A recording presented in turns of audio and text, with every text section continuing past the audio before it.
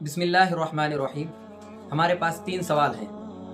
पहला सवाल है, हम ज़िंदगी में पहली मर्तबा क़ुरबानी कर रहे हैं, तो हम पहला हिस्सा जो रख रहे हैं किसके नाम से रखें। इसी तरह दूसरा सवाल है, वालिदैन के नाम पर क़ुरबानी करना कैसा है। इसी तरह और एक तीसरा सवाल है, क़ुरबानी किस पर वाजिब है। ये बड़ा अहम सवाल है। अगर इस सवाल को हम समझ लें तो ऊपर के 2 सवाल बहुत ही आसानी से हल हो जाएंगे। देखिए, क़ुरबानी किस पर वाजिब है। इसके लिए पहली शर्त है मुसलमान होना, गैर मुस्लिम पर क़ुरबानी नहीं है। इसी तरह मुक़ीम होना, मुसाफिर पर क़ुरबानी नहीं है। इसी तरह आज़ाद होना, ग़ुलाम पर क़ुरबानी नहीं है। और आजकल ग़ुलाम और बांदी का तो ज़माना भी नहीं है, खैर, लेकिन चूँकि ये मसला है तो बताना भी ज़रूरी है। इसी तरह बालिग़ हो, नाबालिग़ पर क़ुरबानी नहीं है। इसी तरह नंबर 5 है आक़िल हो, यानी अक़ल रखने वाला हो, पागल मजनू ना हो। इसी तरह 6 नंबर पर है मालदार हो, साहिब मालिक हो, साहिब निसाब हो, गरीब ना हो, इस पर क़ुरबानी है। अब इन चीज़ों को आपने देख लिया, अब अहम मसला यहाँ समझ लें।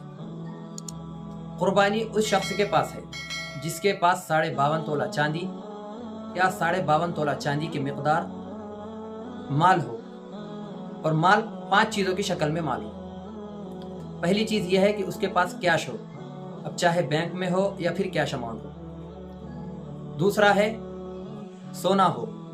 इसी तरह तीसरा है चांदी हो। चौथा है माल तिजारत हो। और 5वीं चीज़ है ज़रूरत से ज़ायद सामान। आपके घर में ऐसा सामान रखा हुआ है जो पूरा साल इस्तेमाल में ही नहीं आता, जैसे कि डिनर सेट वगैरह होते हैं, बहुत सारी चीज़ें जो सारा साल इस्तेमाल में नहीं आती। तो ऐसी चीज़, इन 5 चीज़ों में से अगर है, या 4 चीज़ें हैं, या 3 चीज़ें हैं, या इनमें से जितना भी है, इन सब का जो है हिसाब लगाया जाएगा। और इनकी जो रकम बन रही है, इनकी रकम अगर 52.5 तोला चांदी की मिक़दार है तो उस पर क़ुरबानी वाजिब है। जब इस शख्स पर क़ुरबानी वाजिब है तो पहला जो सवाल था उसको समझ लें। हम पहला हिस्सा रख रहे हैं, किसके नाम से रखें। तो यहाँ देख लें, पहला हिस्सा उस शख्स के नाम पर रखें जिस पर क़ुरबानी वाजिब हो रही है। जिस पर क़ुरबानी वाजिब हो रही है, जिसके पास इतना माल है, उसके नाम से पहला हिस्सा रखें। इसी तरह अब दूसरा सवाल था वालिदैन के नाम से क़ुरबानी करना।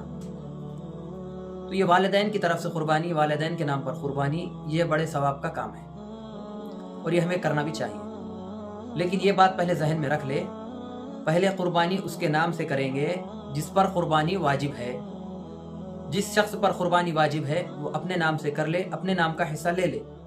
उसके बाद फिर अपने वालिदैन के नाम से रखे, दादा दादी के नाम से रखे, या नाना नानी के नाम से रखे, या किसी और के रिश्तेदार के नाम से रखे, वो भी एक सवाब का काम है।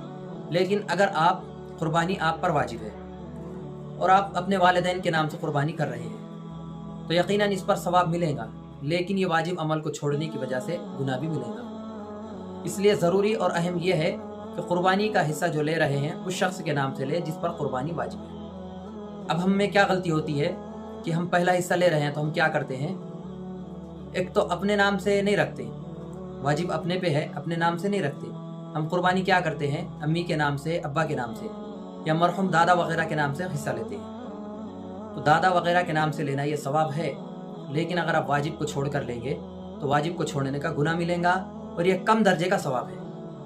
एक तो सवाब है लेकिन कम दर्जे का है, और फजीलत जिसकी है और जिसको करना है वो जो ज़रूरी है वो आपके नाम का है, वो आप पर करना वाजिब भी है और उस पर सवाब भी है।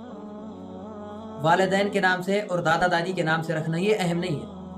हाँ, अपना रखने के बाद अगर आप फिर रखते हैं तो ये बड़े सवाब का काम है, ये ठीक है। उम्मीद है मसला समझ में आ गया होगा। इसी तरह इस वीडियो को सदक़े जारिया की नीयत से अपने दोस्त अहबाब और रिश्तेदारों में ज़रूर शेयर करें, ताकि जिन लोगों के दिमाग में, जहन में ये सवालात है उनको भी समझ में आ जाए। जज़ाकुमुल्लाह। अस्सलामु अलैकुम व रहमतुल्लाह।